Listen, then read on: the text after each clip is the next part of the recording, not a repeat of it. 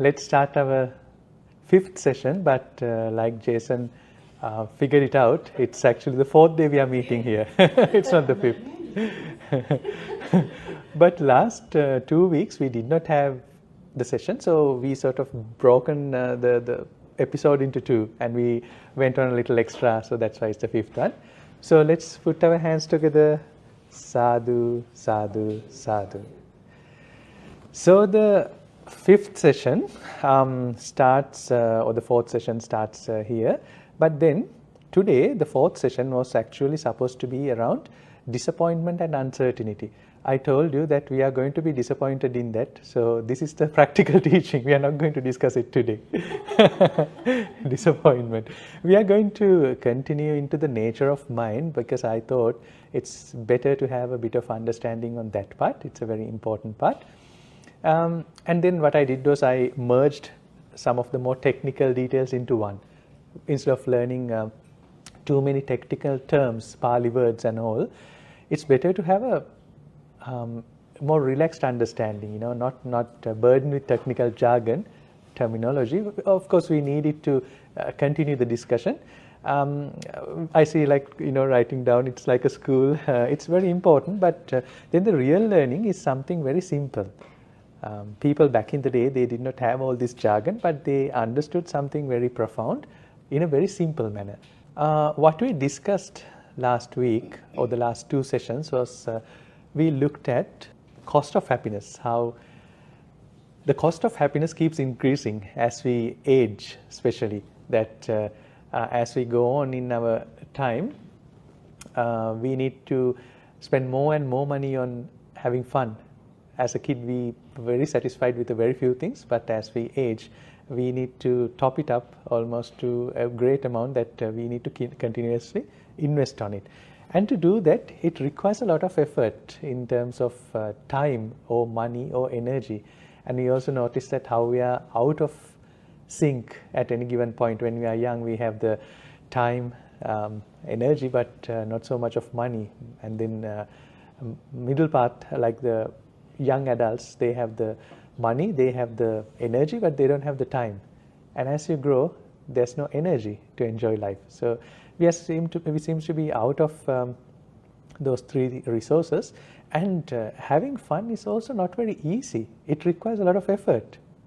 Look into what you do for fun, what you do to keep yourself entertainment. You need to go to a very far land, need to do something expensive, go to a retreat, a therapy session or whatever. It requires a lot of money. It has a big cost. It requires a lot of effort. And I can relate to my life, like in my seeking of happiness or my seeking of fun, it required a lot of energy. I was watching a video the other day with the monks of Sri Lankan leopards. I've spent so much time on trying to spot leopards, because it's a very hard and a not easy thing, and it requires a lot of commitment. You have to wake up early in the morning, you have to camp, go into the jungle, get yourself jeep stuck in somewhere, winch it out. There's a lot of work involved. It's not easy to be happy. So happiness requires a lot of work, especially if you are happy with a kid. If kid is your happiness, you know how it goes. There's a lot of work you need to put into a kid, even to a pet. There's a lot of work in it. So that's one aspect of it. And then we notice this nature. The happiness is always dependent on external things, on the people, the places we visit, the things that we do or things that we own. So that's one way to put it. But then we can also put it in another way. Happiness is dependent on our borrowed elements through our five senses. Now the five senses it's just a categorization. Maybe there's 8, maybe there's 10 senses, but let's keep it to 5. We have the eye, ear, nose, tongue, and the body. Through this, we interact with images. We see the world, and we need images to be happy. Is that right? We need to see things. We need to see places. We need to see movies, and we need tastes. We need smells, we need sounds, different sounds, drums, guitars, whatever. We need different feelings of sensation of touch, comfort, warmth, cold, There was a complaint, it's very cold in here today. We need that ideal temperature to be happy. So that sensation of pain, pleasure through our skin, the somatic experience, it's a very needed thing. So 5 senses. So it seems like we need to borrow things from outside. But then the other day, Joy asked a question, what if you just think without borrowing anything in your mind? But can we not have any of these elements from outside and just be happy inside without anything, in just a void, without no object, no element, without no external item in our mind? Can we be happy? So that's a question mark. We are not answering anything. So there's a 6th element now, the 6th sense. So in Buddhism, the 6th element is the mind. So you have the eye, ear, nose, tongue, and the body. And the 6th element, and the most important one, is the mind. So mind has mental objects. Now an idea, a creative idea, a thought, an image or a recollection from the past, that's mental object. So we'll get into what that exactly is at a later point. In order to be happy, there's always a limitation. We have people who say, well, this is your limit, you should stop it here. Starting from parents to law enforcement officers. They don't like people going overboard it's very needed, because you could be a nuisance to people around you, to the environment, to the nature. So there's a hard limit. Even if you want to do something, I know that during winter, kids around here, I don't know from which neighborhood, but they love coming here and going on the snowmobile, going over the lake. But we have to put boards saying, don't come, trespassing, dangerous, we have to pay insurance. So we need to put a stop on it. So they can't have their fun. They can't be satisfied to their 100%, to their heart's content. Even a kid, you can't do everything. You are bound with your parents, with your teachers. They say, stop it here. But then there's a bigger barrier for most people, that there are certain things, if you do, you are going to end up in a hell. But that hell is according to your religion. Different people will go to different hells based on what they believe. Like for example, I have a lot of interfaith friends. If a Muslim happen to indulge in the meat pork, they are going to be going to a bad place, judged as a bad person. So a Muslim eating pork is bad. He will go to hell. But a Hindu who's eating beef, the same thing would happen to him, right? The Buddhists have a relaxed rule about that. As long as you don't kill, you can eat anything. But if you kill, you are going to hell. But there's Jains. Jains are a beautiful group of people. They are very non-violent. Their principle is non-violence, extreme non-violence. They won't even pluck a fruit. If you pluck a fruit from a live tree, if I pluck this flower, I'm going to hell. So based on what religion, you go into different hells based on what you believe in. So another reason that we can't enjoy life 100% is our religion dictates, if you do this, watch out, you are out of the alignment of 10 commandments or whatever the commandment which is stipulated, you might end up there. But then the bigger problem is, we cannot be 100% happy because we have a thought, what would others think about me if I do this? What are the others going to think about me? So I think what the others would think about what I'm doing. So based on that, I limit myself. I cannot do whatever I want because I have limitation that the society, my partner, my parents, my teachers, my kids, they would think something about me. So that's a big limitation for most people to have their 100% happiness. There's a 4th and the most dangerous element. That's the notion or the idea that am I doing the correct thing? The self-reproach. The idea that am I doing something wrong? My guilt. That limits me from doing a lot of things that I would ideally want to do. So for some reason we see that we love being happy, but then no one can have 100% happiness because you're always bound by those 4 things. So we need to fix this. We need to find a way. The other thing we noticed is that every day we wake up in the morning, we have 5 tanks that we want to continuously fulfill, be happy. The 5 tanks are again the eye, ear, nose, tongue, body. We want good music, good sounds, we want good images, we want good smells, good tastes. We keep on trying to fill these buckets, but you go to sleep, the next day you wake up, your buckets are empty. You need to refill it again. So it's like we are in this continuous journey trying to fulfill. It's a beautiful word. You are trying to fill it up to the brim, to the fullest, but it seems like there's a hole in it. So you have to do this continuous effort to be fulfilled. Now, you could think of the most happiest day in your life, but you can't sustain that happiness. We can't sustain. So there's a sustenance issue. And then the other part is, no matter what we do, it keeps fading away. We discussed that nature of mind, like a mountain, like a wave. It appears, it disappears, it keeps going back. And I'm not telling this in a very nihilistic manner that there's a limitation to all this. I'm just pointing this out, and I'm not going to teach anything here. My only objective is to point out. There's no teaching here. I don't think I taught you anything new today. I talked about upeksha earlier. I talked about sukha, dukkha, those terminology I taught you. But the concept is not new. You know that already. There's absolutely nothing new here.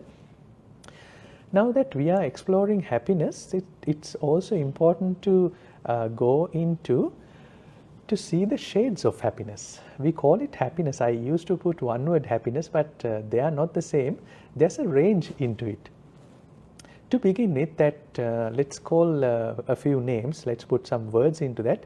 There's excitement and euphoria, right? If you can think of examples for excitement, I ordered something on Amazon. My package arrived. I'm excited. Yay, right?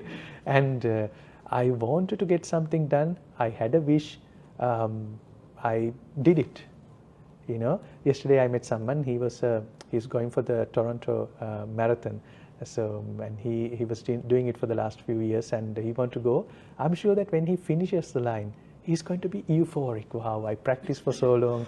I practiced during winter. I did a lot of working out. I did it. That euphoric state. I'm sure that you have felt it when you passed an exam, you had an achievement, you feel euphoric. Just joyfulness. We are hearing a good news from a friend. I managed to do this. I'm going to talk about something called mudita later, vicarious joy. But you hear someone's good news. Someone celebrated the birthday. We are very joyful about it, very happy about it. And there's another part to it, being grateful. I'm so grateful that I can sit peacefully here. And that's a different type of a happiness.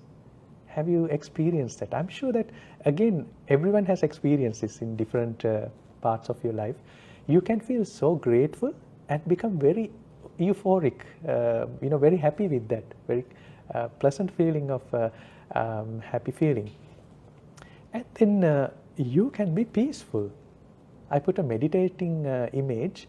There are some states of mind you can feel very peaceful, extremely peaceful.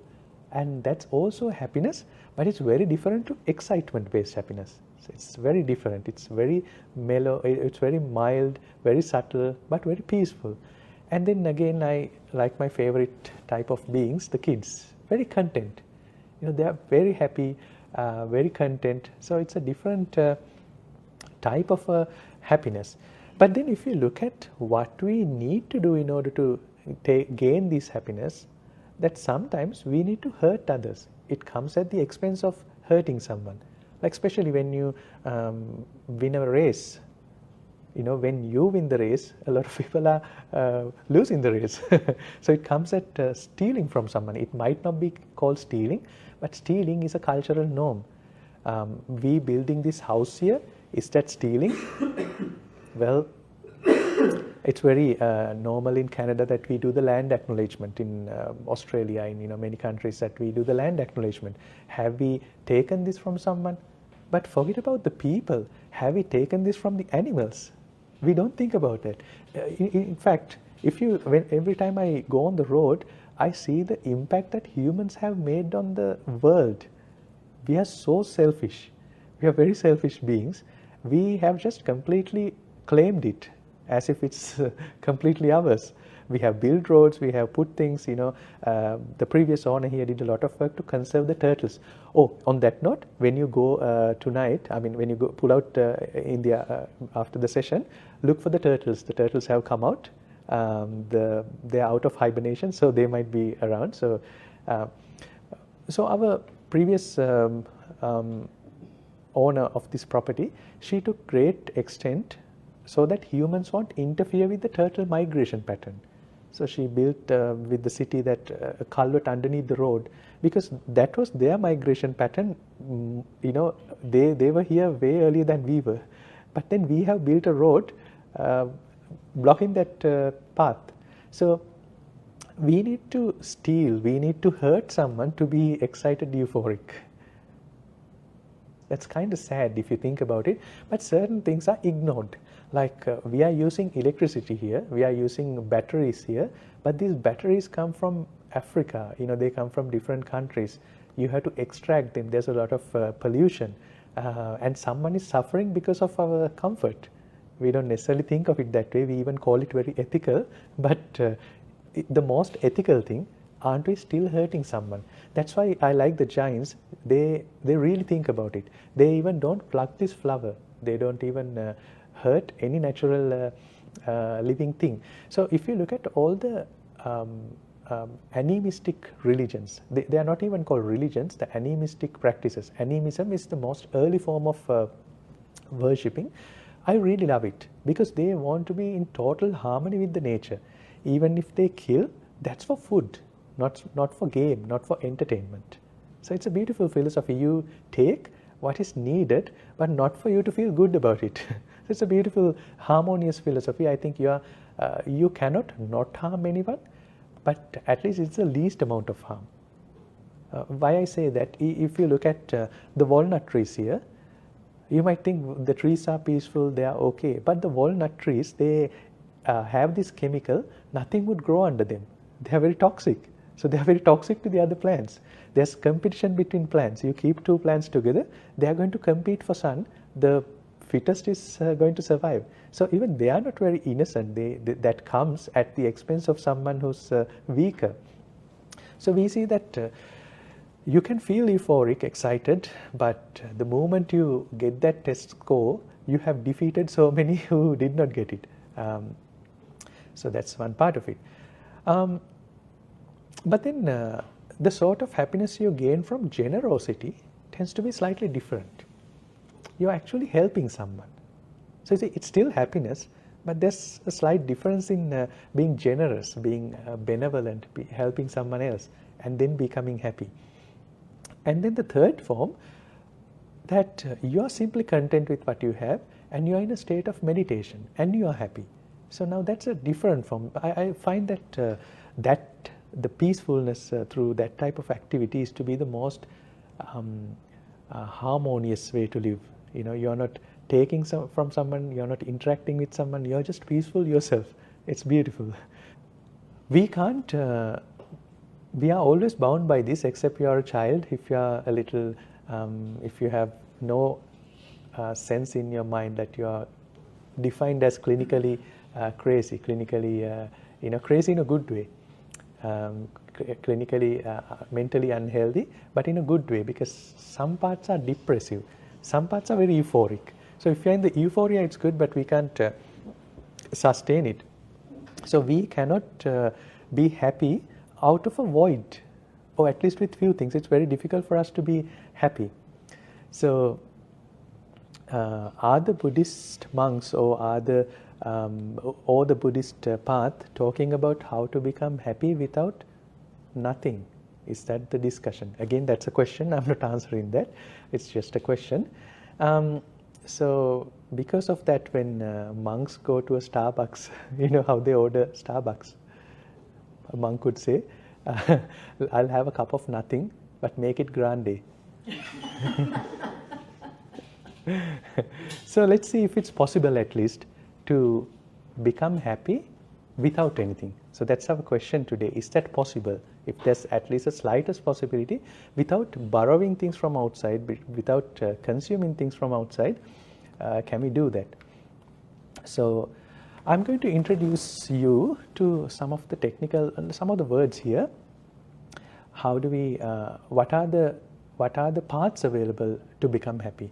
So there's a path called sila or moral virtue. Now moral virtue is not inherently a Buddhist thought. It has been there in the world forever. Every being has some sort of a rule of engagement. Even if you look at the animals, I love animals. Like I watch animals here, I've watched animals in different jungles.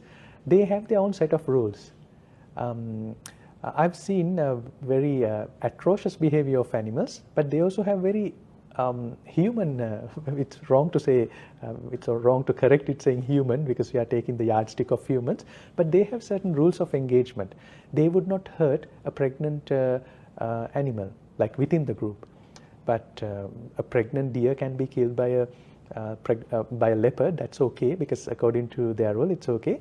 But the little cubs, they are sort of protected, like elephants. I've seen elephants, herds of elephants.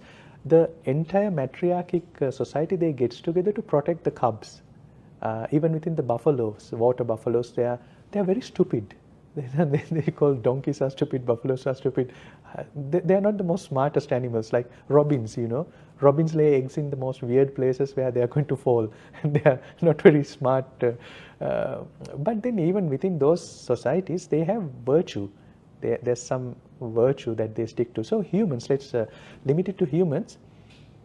If you live a righteous life, it's easy for you to be happy because you don't have the fear of punishment. Everyone praises you. Okay, this person is a righteous guy. There's a moral value in him. Now, what is right and what is wrong? Again, it's very cultural. It's very ethnical. It's very religious based, very geographical. But human society generally has stealing is bad, killing is bad, adultery is bad. There are some rules. But these rules change over time, change over place. Right? They change over time and they change over place. What was right 4,000 years ago changed 2,000 years later. So if you look at the Old Testament to New Testament, there's difference of standard. From early Christianity to Islam, there's changes in standards. It keeps on changing, but from that time to modern times, things have changed. It's very usual if you notice pretty much all the scriptures in all religions, only the men can be enlightened. There's something like that, which is very uncool, I think, except for very, very few religions. Women are given a second favorite place. But then in this time, it's a very politically incorrect statement. If someone says, in my new age philosophy, men are given preference, that's very politically incorrect. So the times change and the virtues, the morality, it changes with time. It also changes with geographic location. You can be a vegetarian in India because it's lush, but you can't be a vegetarian in the Middle East because there's nothing to it except a camel or a goat. You have to kill someone to eat. You can't say that in up north, there's only moose who are fresh. There's no berry during the winter. So geographically, time-wise, the virtue changes.